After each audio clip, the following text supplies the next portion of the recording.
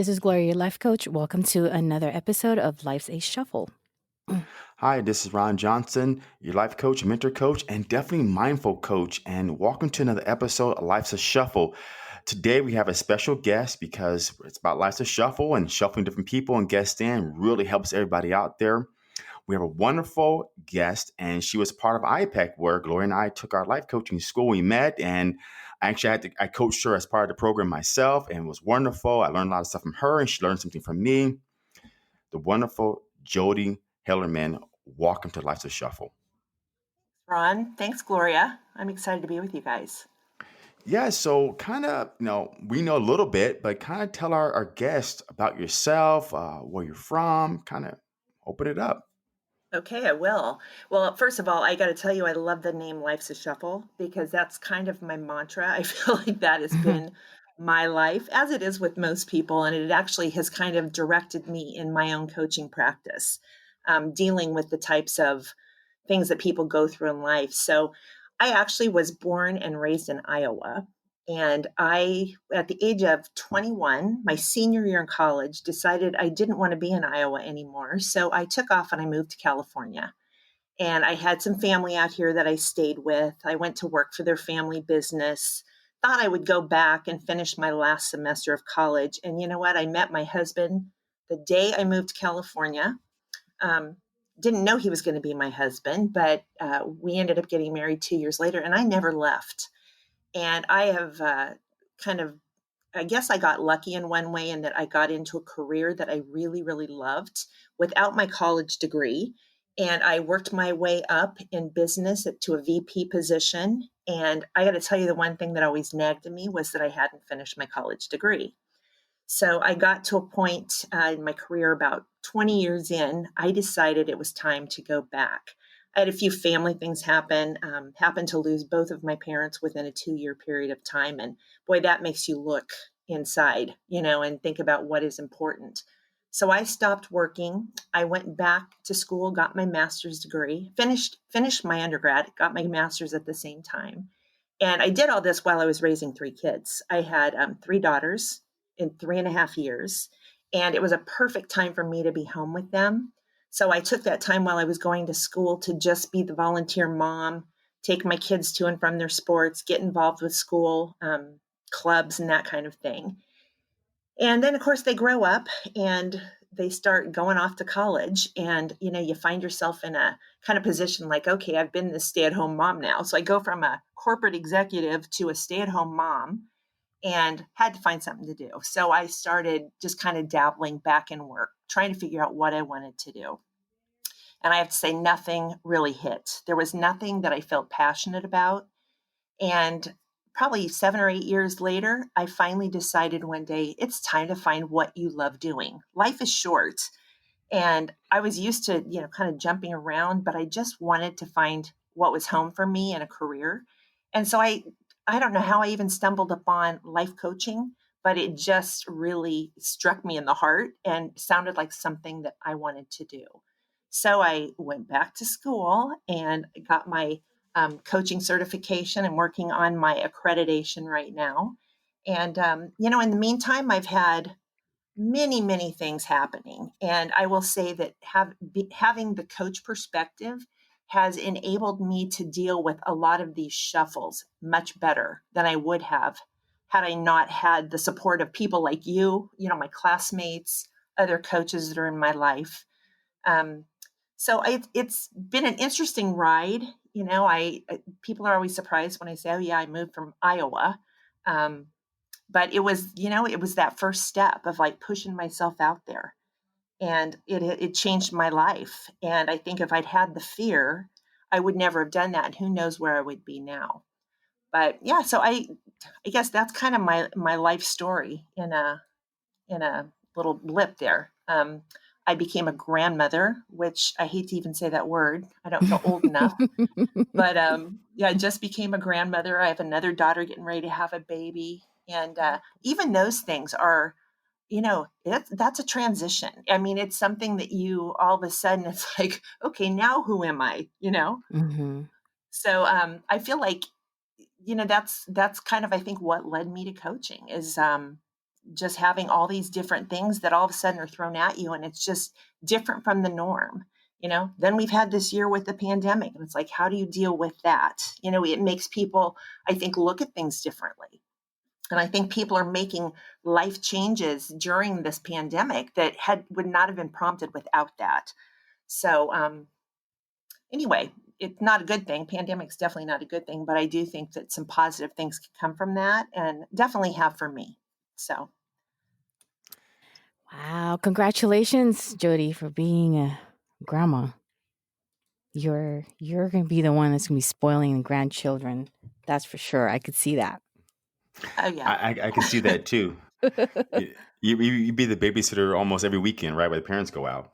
Yeah, and I'll ask to do that, which I never thought I would do, but, yeah, it's amazing. I mean, it really is, and I had 3 daughters, so I've got a grandson now, and my other daughter's gonna have a boy, so I'm getting, it's a whole new experience.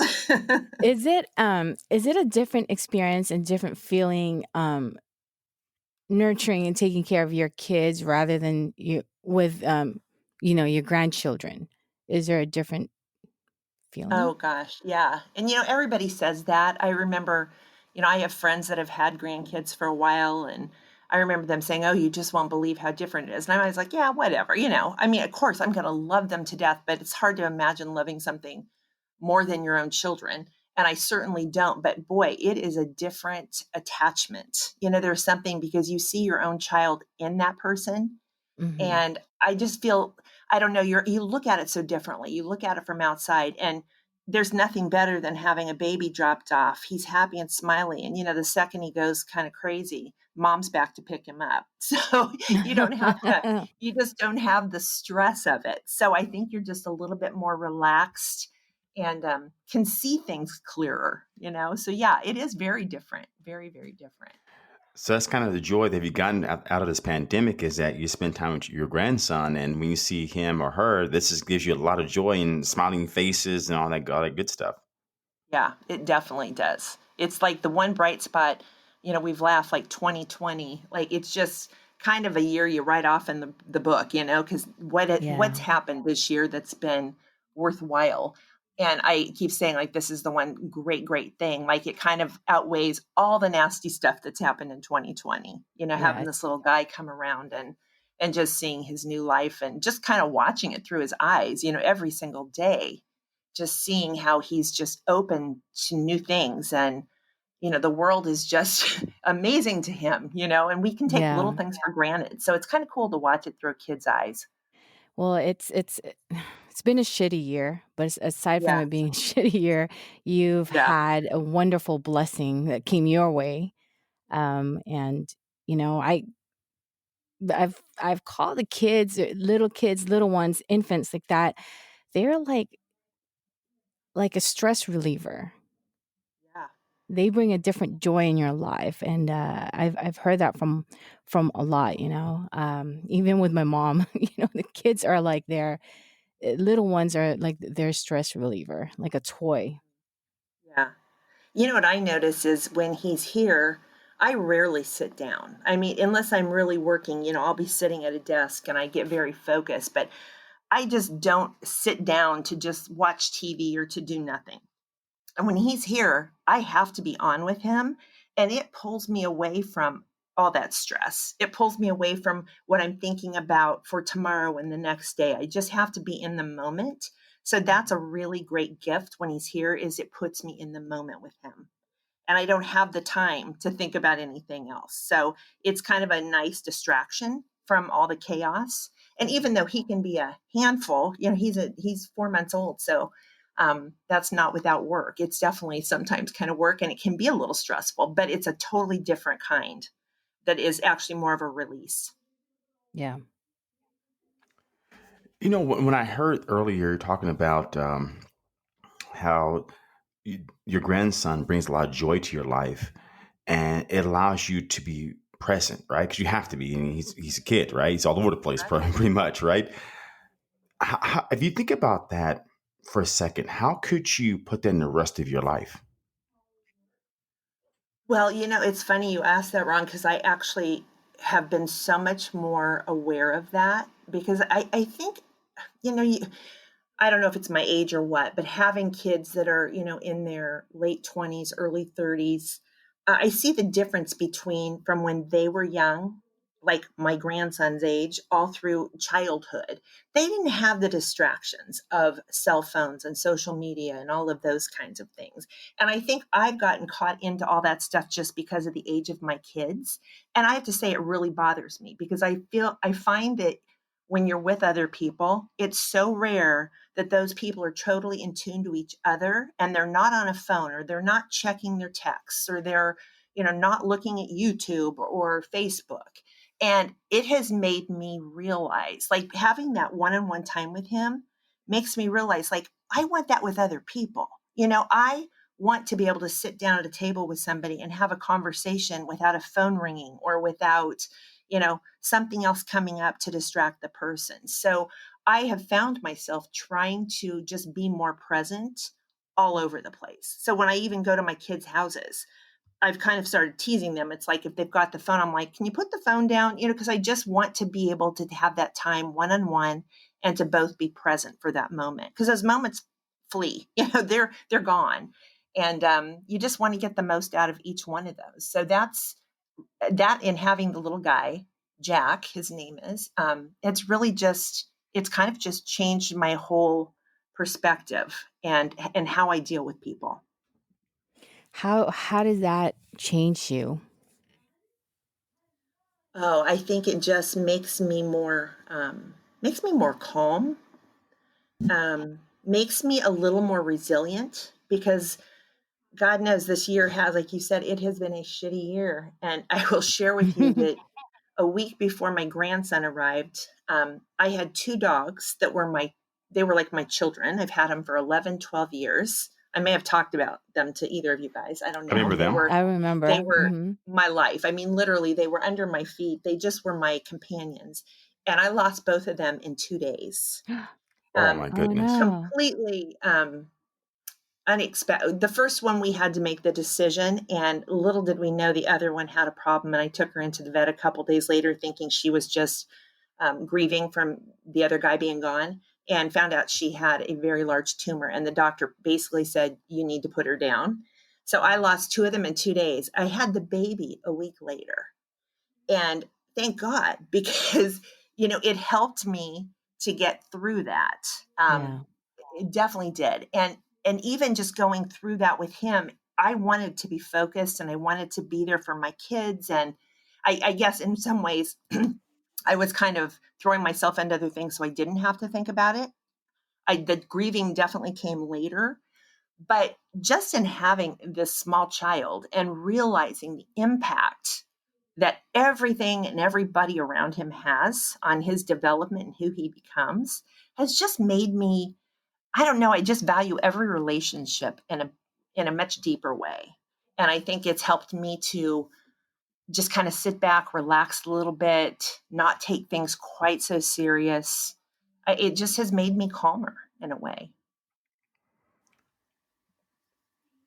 No, listen to your story right now. It's really kind of how we had a podcast with Ray Carmen, and it's in life she called it the awakening moments. Right, you go through certain things in life that wakes you up. Like when your parents passed away, it woke you up to do something else. And unfortunately, your dogs passed away simultaneously, unbeknownst to you. Because I remember one dog was already kind of having some issues. I remember last year when we were going through IPEC, and you took me to the vet a couple of times.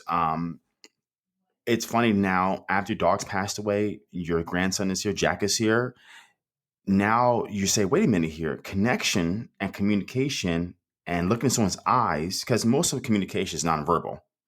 Right. So what I'm saying and my body language are two different things. That now has become a pillar of value for you.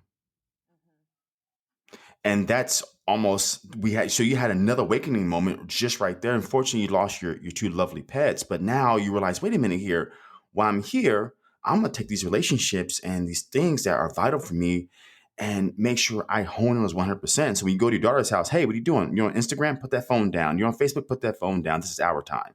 Yeah. And now you're able to take things that are important to you and actually say, no, wait, these are important. Let's do it now.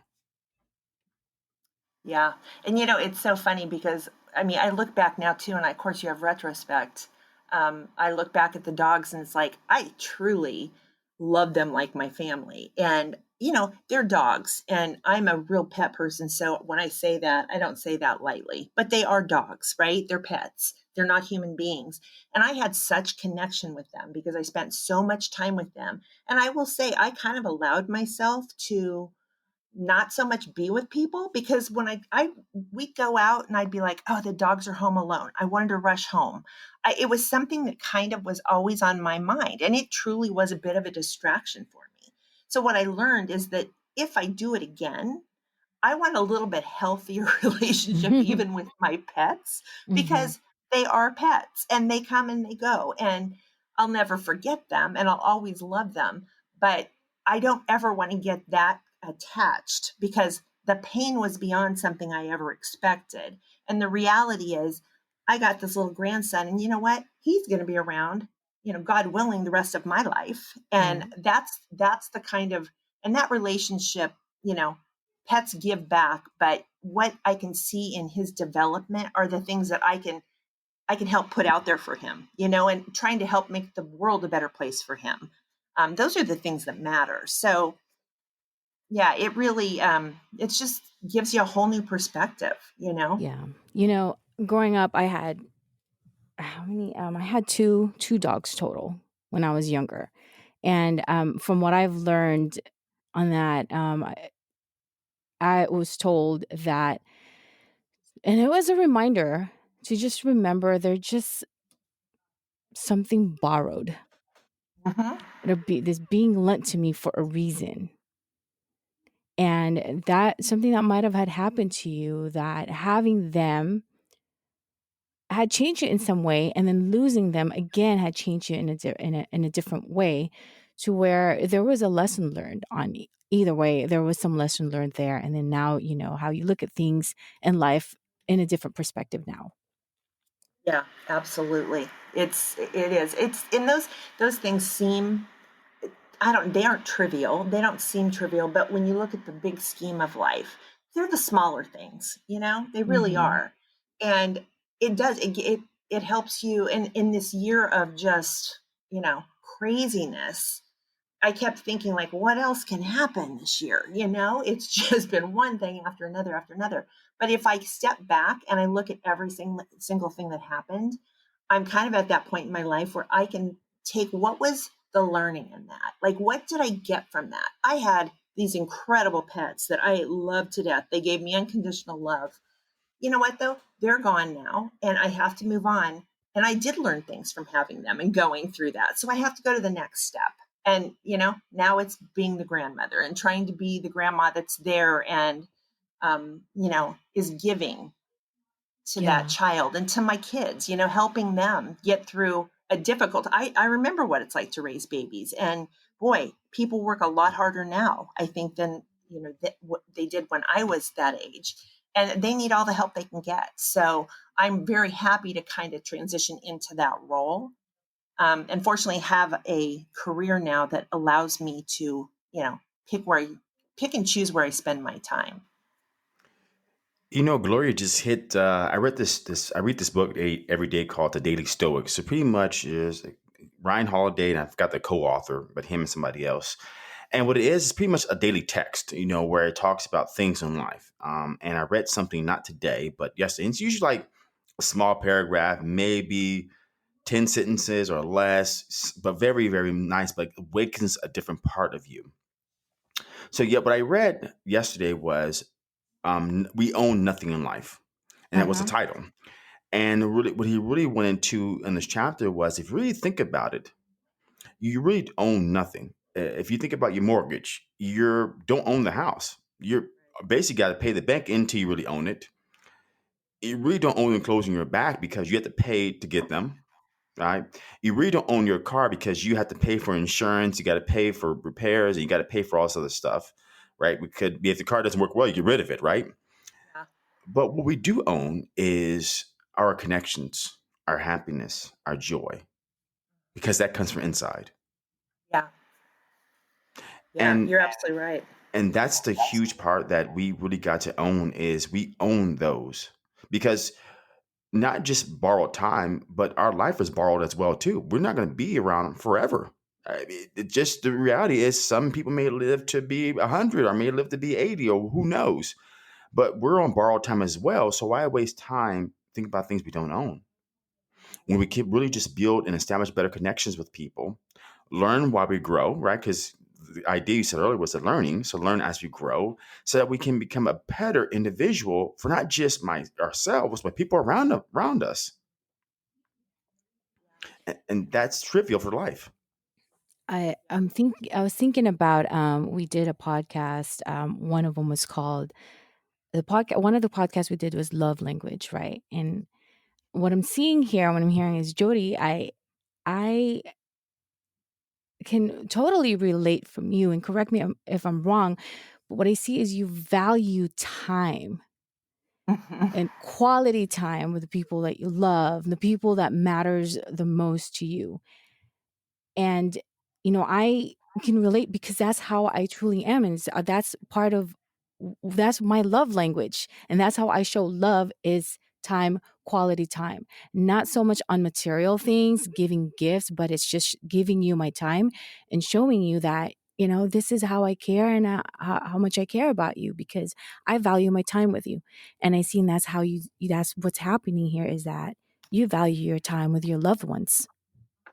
Yeah, and that's so funny you say that, Gloria, because I've always felt like that, and I would say I'm more introverted than extroverted. So when I am with people, I prefer a smaller group of people, because for Mm-hmm. me that's how you connect. When you're with a giant group, it's hard to have real deep one-on-one conversations or really have any one-on-one connection in the midst of a large group.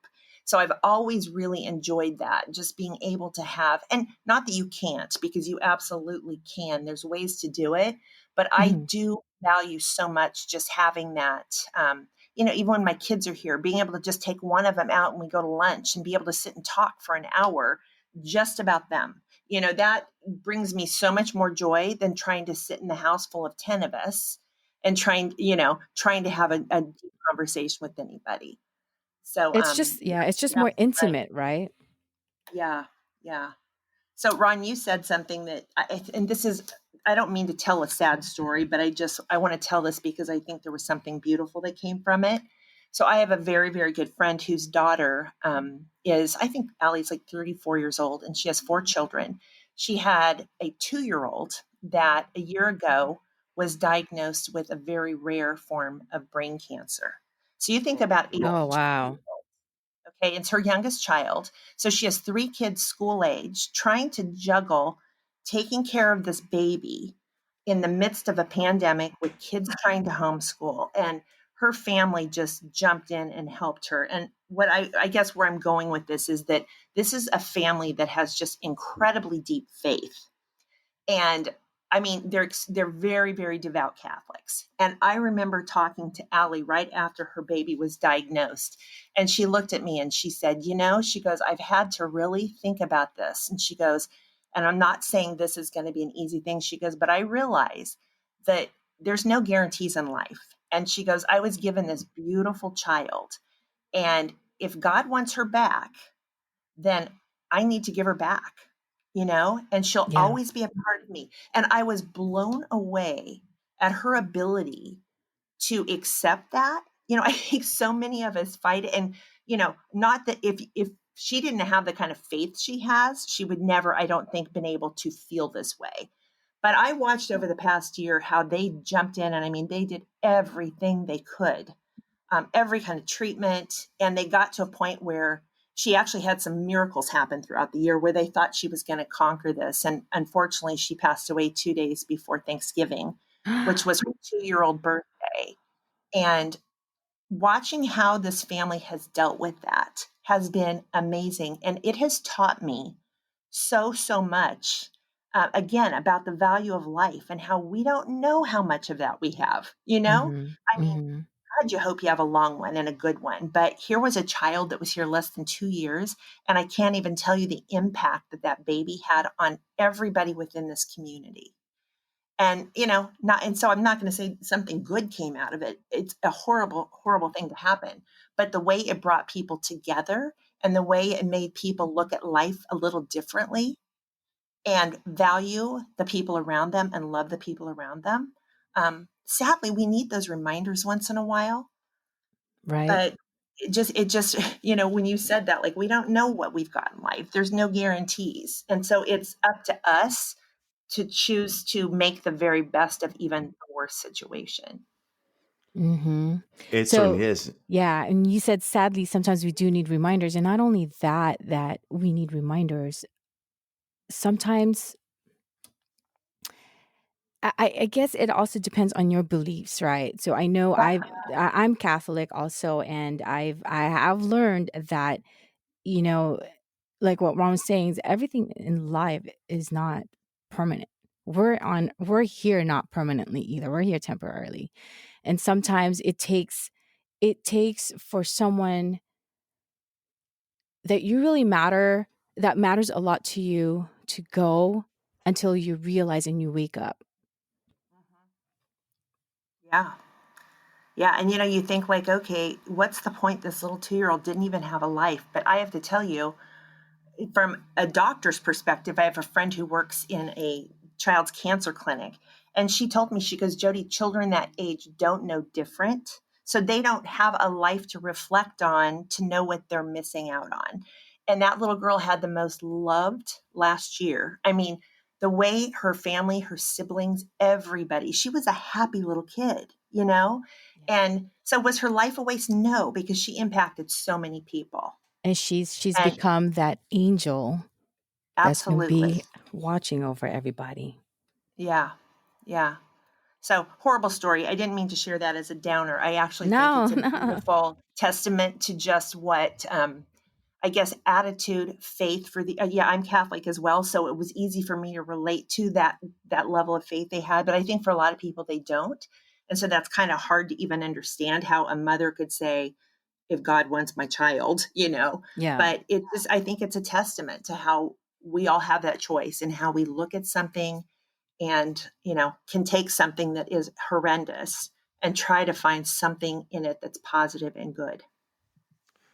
You know what? I read a lot of books. Actually, one of the authors I've been reading for last year is called David R. Hawkins. And in several books, he talks about all of us, no matter what age you are, still has the inner child. And what I mean by that is that because of certain experiences in our lives from when we were a child to now have coined our bear less, but put it better, has become our belief system. And certain things come up. There's certain situations that as you were a child, it could be that, I don't have enough friends. And as I was a child, you would have more friends. It's a great awareness, the fact that she was 2 years old, or would hit her 2-year birthday, that her awareness is much better than ours. And what I Oh, mean by that is that she doesn't have all this friction, right, in your mind, good, bad, right or wrong, or I should do this, I shouldn't do that. Or because if you take the same person right now, they'll say, you know what, I only got a year to live, I'm gonna do whatever I want. While a child, unaware this may be their end, or unaware that there's so much out there, was able to live life at a level 7, as we learned in IPEC or in energy yes. leadership, because they're unaware of what else is out there. But I'm blissful in what I have in this moment, which is right now. Versus if it was me, no, I'm gonna go blow my money away. I'm gonna jump on an airplane. I'm gonna climb Mount Everest. I'm going all out. But being a child, as a child's mind, she's not aware of all those things. So she can embrace that joy and love and that she gave you guys energetically to the end, because she wasn't aware of anything else. Yeah, That's huge. it's huge. And it's truly, like, you talk about being in the moment. And I think about her parents. Like, every single moment they were with her, they were 150% with her. So the time she had with them, who knows, may have been greater than what the older kids are going to say they had as children. Because as you get Hmm. older, you do lose sight of just the simplicity of life and the simplicity of just having people around you that love you. And yeah, this little girl would be in the hospital for weeks at a time. And every picture I saw of her, she had a big smile on her face, and the nurses were playing with her. And, they had music, and she'd sit in her little bed and dance. It's like there was not a care in the world for her, you know? So yeah, it's pretty amazing how those kind of things can Has that affect you. so watching your friend go through that with her her child, and the way things had turned out. Has that again changed you in some way and had looked at other things or life in another perspective? Oh, 100%. And I've looked at them and I look at their strength and I envy it. And I just hope that if I ever have to go through anything, I'll tell you, it made me look at the death of my dogs differently. Yeah, that, because I really will say I've kind of wallowed in grief off and on over the last several months with that. And boy, that got put in perspective quickly for me. And I just, I realize again, and we talked about this a lot in IPEC, it's our choice. We have the choice to react, to think, to behave however we choose. And I look at these guys and how they have acted throughout this entire experience. And God, I pray that I can act this way if I ever have to deal. I want to be able to set that example that, it's my choice how I do this. Hmm. And I can spend the next 6 months of my life walking around crying and complaining, why me, why her, or you can just take it and see it through and have the best attitude, absolutely hope and pray. But in the end, it's really not your choice. When I say that, I mean it's going to end the way it's going to end. You only can choose how you act during that time. Hmm. So I've got a whole new perspective around that. That's wow. That's great. It's like a new learning has actually opened up for you. New flowers blossomed that you didn't know actually existed. Hmm. Yeah, yeah. So And really, aside, don't you yeah, feel Oh, I'm go ahead. sorry. I No, feel go ahead. like Go in ahead. IPEC, that's the one thing we talked about so much is it's how you look at something. And you and I could look at the same situation and see something completely different and behave completely different. And and that's our choice. That's how we're able to do it. But again, it comes down to how you want to behave and how you choose to behave or act or react. Hmm. Mm. So what I was going to say was, aside from this year being, a shitty year, it Complete it shit. exactly. It's done something wonderful for you. Had, a different perspective, that great awareness that had opened up for you as well, and just seeing life more like differently now. Yeah, yeah. And I think you've probably talked to other people going through this pandemic where it's brought families together, because that's really all you can see. I mean, there's been a lot of times when you couldn't see anybody but the people you lived with. And having children at home, as much as I hate that they're having to go to school online, there's a gift for a parent that might be at home and being able to see their kids learn. So, yeah, I think even in the pandemic, there are some beautiful things that have come out of it. And in every situation in life, if you choose to find the beauty and the good, it'll be there. So again, it's we come down to, it's your choice, how you choose to feel and how you choose to look at things. Yeah.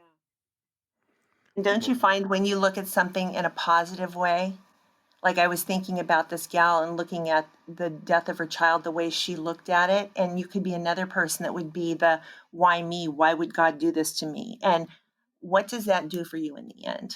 It doesn't bring you it doesn't bring you the peace that you'll ultimately get looking at it the other way. Hmm. No, it does not. And that's you can take two. That's why it's really great in this whole universe. We're all connected because we all can share our unique journeys, and that's why we have Life's a Shuffle to share a unique perspective of something. So as I hear you're evolving right now, if you don't mind, can we explore what about your life kind of woke you up outside? We talked about your dog passing, we talked about the birth of your grandson and your friend child passing away.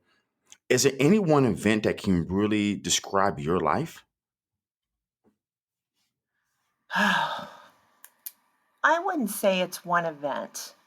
Um, I kind of described kind of the path that I took and, picking up and moving away and going back to school and stopping a career. Like, I feel like my whole life has led up to the point where I'm at right now, where I have the ability to look at things so differently, and it's, I instead of thinking about life being complete transition, which I think it is, I try to think about it as being transformative. So, Everything that I've gone through, especially this year, I feel like it's been completely transformative for me.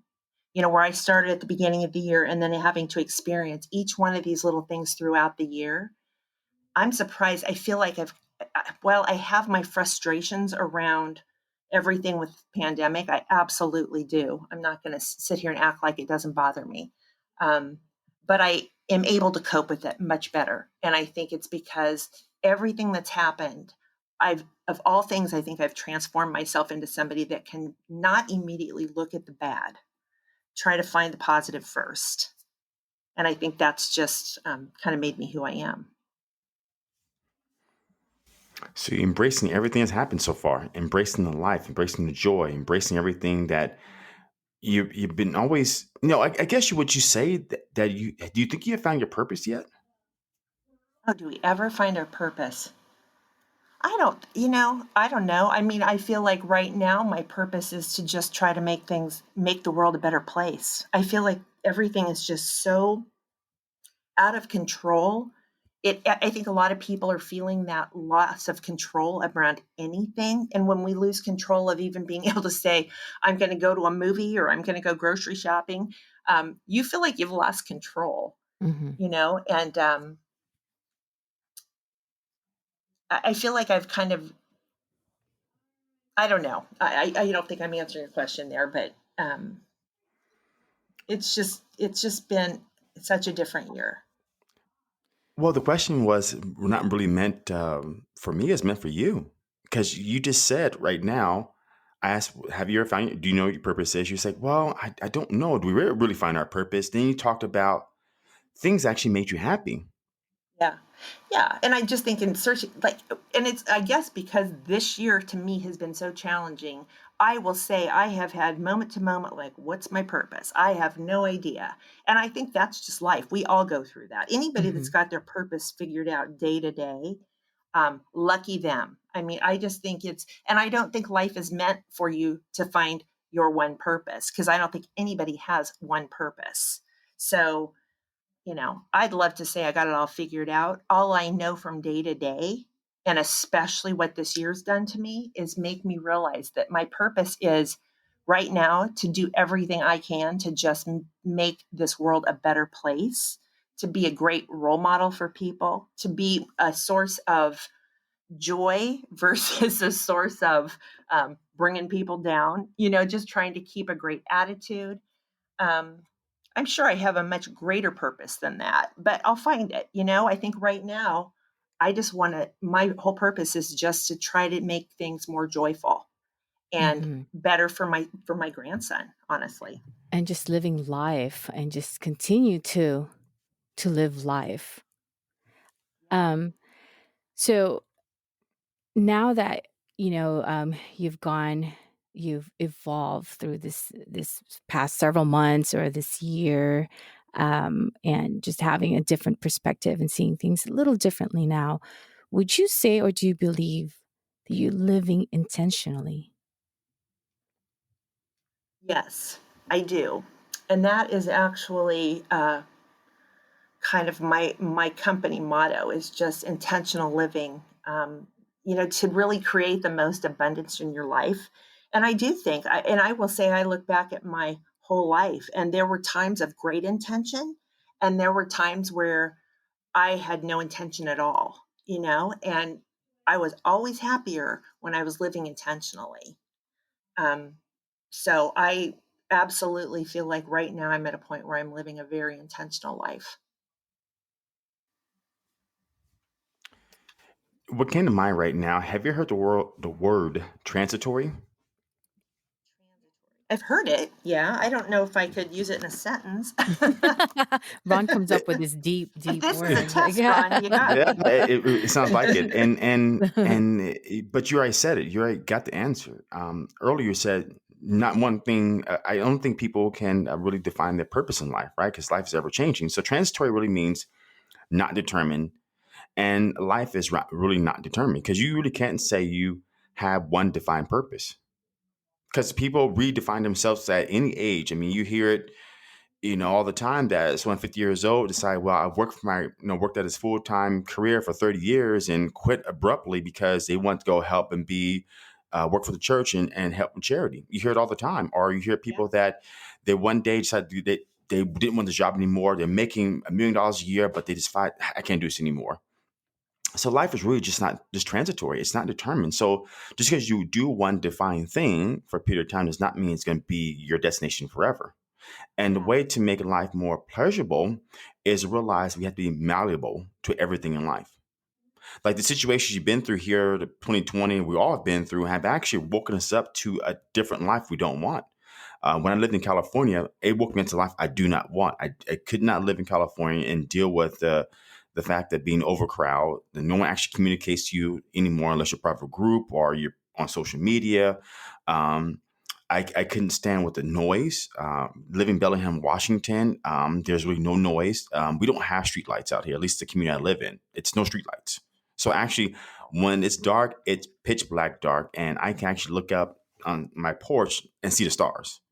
In Bay Yeah. Area, that did not exist. It was so much light pollution and just overrun with so much trash. It was just I could not believe it. But the point being is that now because of COVID and all this stuff that happened, I was able to realize what I really want to do something completely different.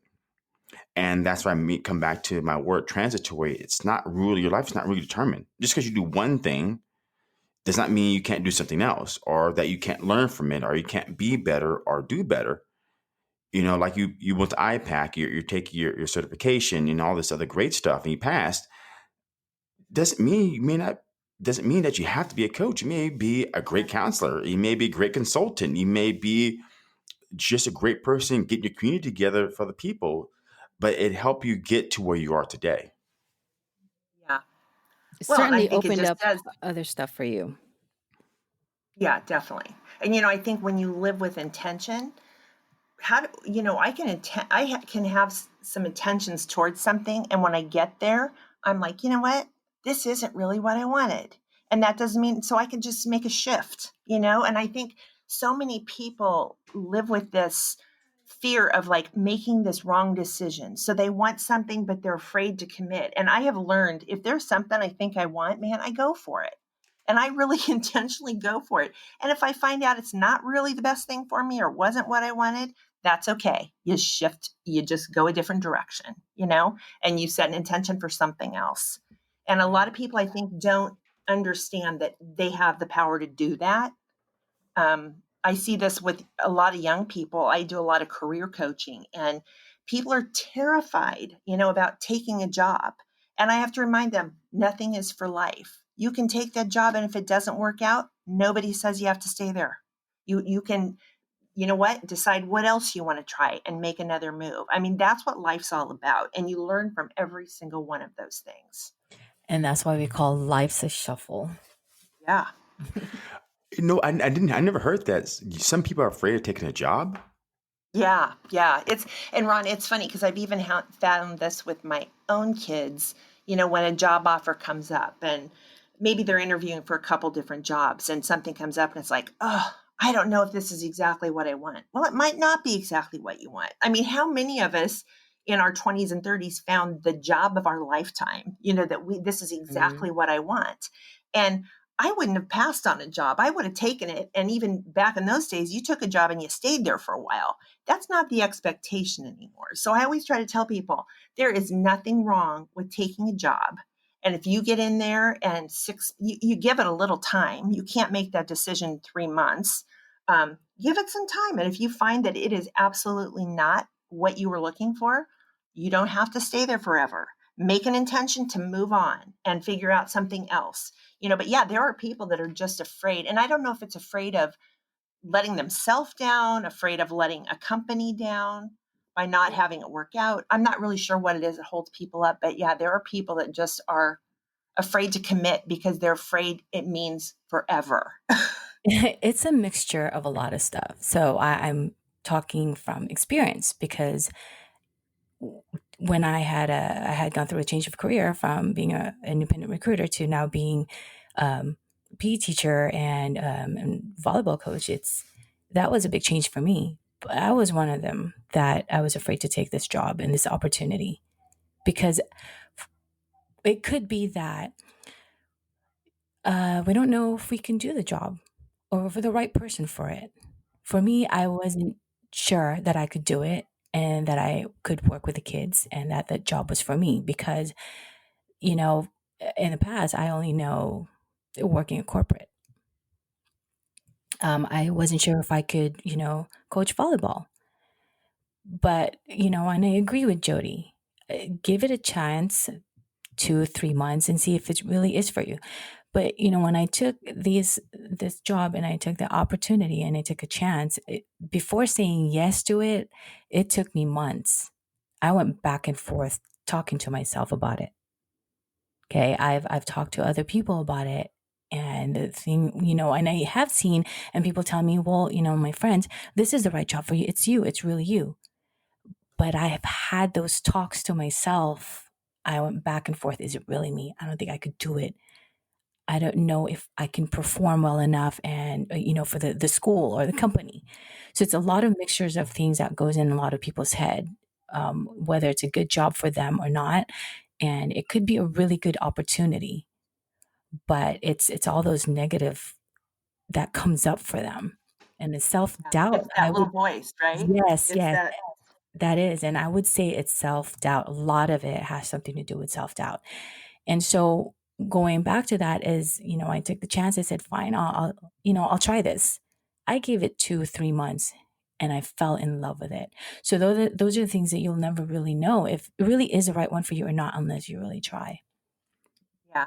Well, it's like we always ask people, like, what's the worst that can happen? And I think that's a question a lot of people don't ask themselves. They start all of a sudden just making all these things in their mind of, you know, the disaster it could be. And it's like, okay, so what's the worst that really could happen? You take the job, you don't like it, you quit and you find another job. You could always have gone back to recruiting. There's a million recruiting jobs out there. So what's the worst that could have Right. happened? You didn't like it and you quit. That's about the worst that could Then I go happen. you right, and know. then I go back. I go back to my what I call my fallback. Yeah. Or you try something else. Maybe there's something else that's been, you know, interesting to you. So, yeah, I think we're always very eager to kind of limit ourselves. And I think that's just kind of something in our nature.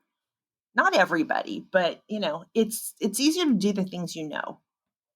And it Right. takes some risk to stick your neck out there and go, you know what? I'm going to ditch this corporate job. I'm going to go into the school system. Like, what a change. That would scare anybody. Hmm. But if you didn't And try it, you wouldn't know. right, exactly. And not everyone has that feeling of taking chances. They don't. Not everyone has a strong what do you call it, willpower to take a chance and take a step forward. And if they do, it won't come until later on. It won't come up for them till later. It's going to take some time.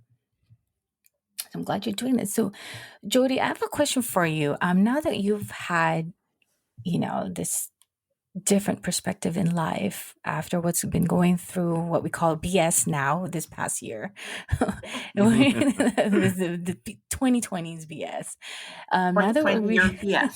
yeah, we're reaching the end of this year, and which we all can't wait. I just want this year to be over too. Um, is what is there anything that you're looking forward to in 2021? Oh gosh, I just am looking forward to everything in 2021.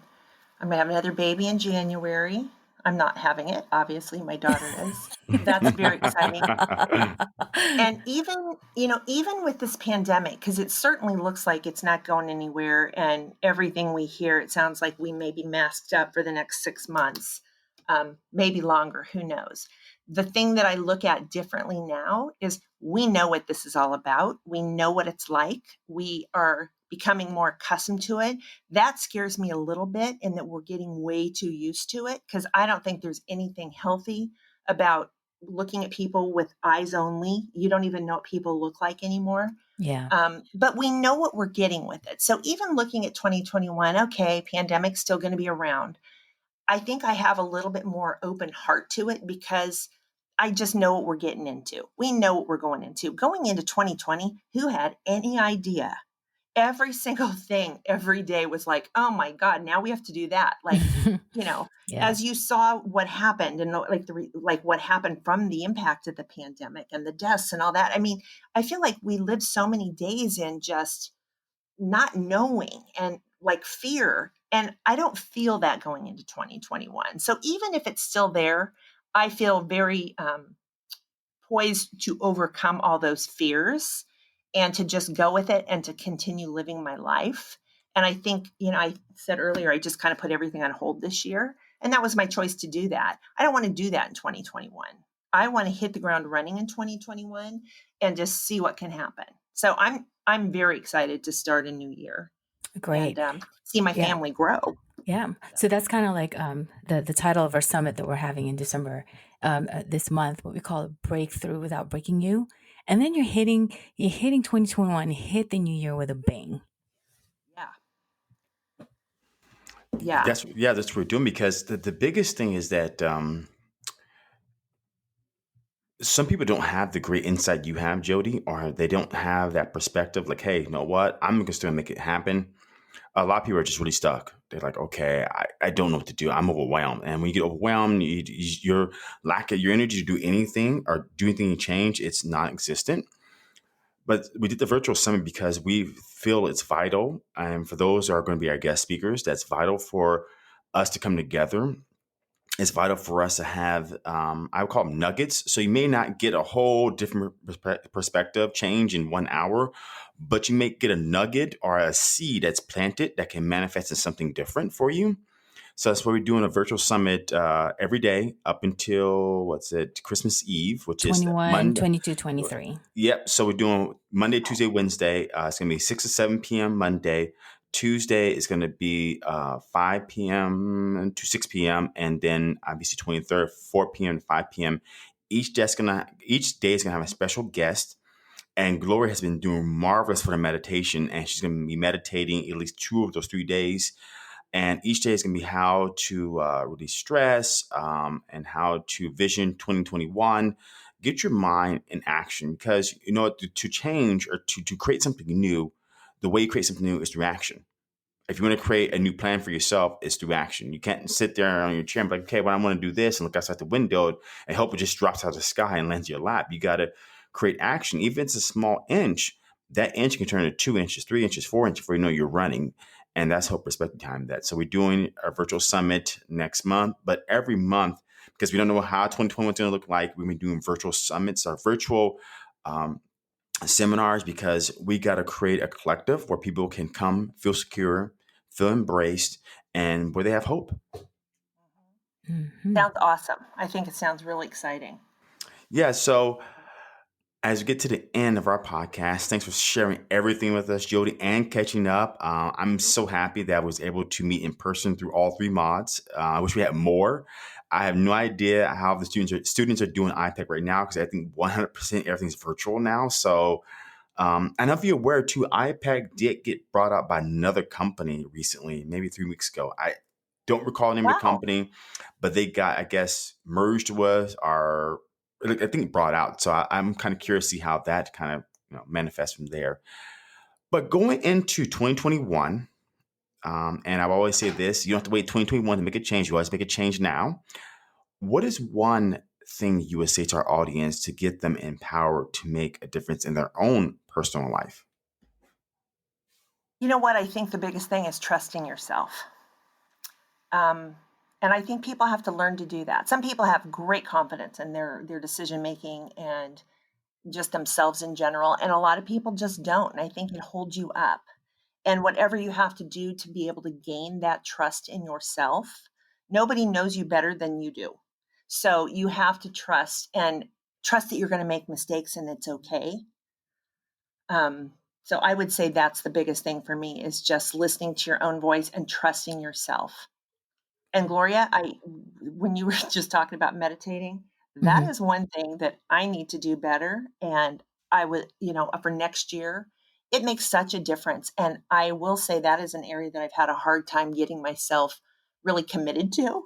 Mhm. And I'm not sure why, but the whole meditation is something that I really wanna, commit to in 2021. Yeah, it really opens up space, and gives you it just allows you to be in a different world. I honestly, how I got more into that was through this pandemic. This past several months, I got more into it and I educated myself even more because when I experienced it, it had an impact in me. And and I did breath work as well. I was never a meditation kind of person. And I think, Jody, we've shared, I think you do yoga, right? Or you did yoga. I actually do bar, which is kind of yoga-ish. Oh, Not I've done quite, but bar. yeah. No, I've done bar. I like that. Yeah. Yeah, I know what that is. Yeah, so I didn't realize I was, when I was doing Bikram yoga, that it's also, a part of, it's some type of meditation as well. I was doing Bikram yoga for my injuries, for stretching, right? But through this pandemic, like I know a lot, just like a lot of other people, I was I don't know. I don't know if I was lost. I just couldn't understand. I was frustrated, right? But I had to get myself and my mind out of that and snap out of that. And that's when I decided and told myself, I believe what I need to do is I need to meditate. So once I started doing that, and it made a big impact in me. It really had. And that's when I have, I can't stress enough that meditation really does help a lot Yeah, with, I know everybody yeah. swears by it, so I need to do it, and the main reason I don't do yoga, Gloria, is because I have a hard time doing it's a little bit too mindful for me that I get a little bit distracted, and it's always been hard, but if I could meditate, I think I could probably love yoga, just getting in my Yes. mind more, I know, but, I understand exactly what you're saying because that was me. I'm the type of person when I do exercise, I have to keep moving. I can't stand still. yeah. And my mind is always wandering, so I can just lay there and just close my eyes and meditate. But I took a chance and just give it a try. Yeah, I'm going to, you've, inspired me. It was one thing to get more inspired, and that's the great thing is that Gloria has inspired you to get started. Because I was reading in this book called Jay Shetty's "Think Like a Monk." 95% of people can't quiet their mind past 3 minutes. It takes a really strong person to quiet the mind down.